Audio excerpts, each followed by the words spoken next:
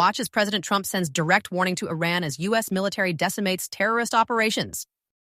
We sent a letter to Iran. You're going to have to be speaking to us one way or the other pretty soon because we can't let this happen. But that's an app that a lot of people use. And somebody got on. I mean, I happen to know the guy's a total sleazebag. Listen to President Trump detail the successful military operations that have terrorists on the run after years of Biden's weak leadership. We hit them very, very hard. There was no classified information, as I understand it. They used a app, if you want to call it an app, that a lot of people use, a lot of people in government use, a lot of people in the media use. And I think I'll ask Mike. Mike is here. Do you want to respond to that, please? Yes, Mr. President. You asked about lessons. I think there's a lot of journalists in this city who have made big names for themselves, making up lies about this president, whether it's the Russia hoax or making up lies about Gold Star families. And this one in particular, I've never met, don't know, never communicated with, and we are looking into and reviewing how the heck he got into this room. But I'll tell you what, the world owes President Trump a favor. Under Biden, global shipping was shut down. Pinprick attacks, months between them, our destroyers being fired upon dozens of times. President Trump took decisive action with his national security team, took out the head missileer, knocked out missiles, knocked out headquarters, knocked out communication sites. And for once, as you all hear from every... Here's President Trump's national security team revealing how their coordinated strikes have decimated terrorist capabilities and earned praise from global allies. We had a very, very successful evening, and we've had numerous successful evenings and days in that area. The Houthis are absolutely on the run. The worst of them has been killed. This should have been done a long time ago by Biden. Hear President Trump's brutal assessment of Biden's foreign policy failures that allowed terrorists to threaten global shipping lanes. But Biden was an incompetent president. He couldn't do anything. He didn't know where he was going. He had no clue. This guy had no clue. This should have been done a long time ago.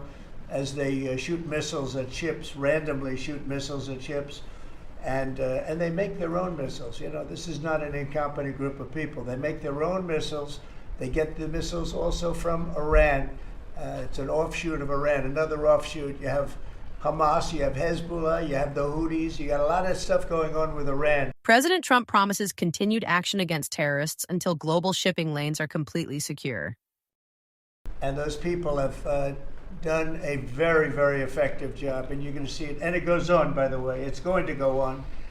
And I think the Houthis wish that it didn't happen, but that's what it's all about. We have to create a safe country, a safe world, and that's what we're doing. Watch as Trump outlines his vision for global security that has America's allies thanking us for leadership again.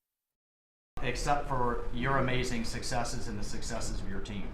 One of the other things, and sometimes you have to move very quickly, and there are other devices that are very good, but they are very, very cumbersome, and you're not able to use them and, from a practical standpoint. So all we can do is find out the best we have with modern technology. They'll probably get better over the years. Yeah, go ahead. Sir, on the Black Sea, so the Kremlin has said that there are several conditions that would need to be met for this agreement to happen.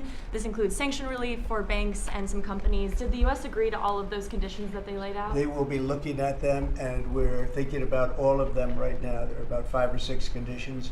We're looking at all of them. Mr. President,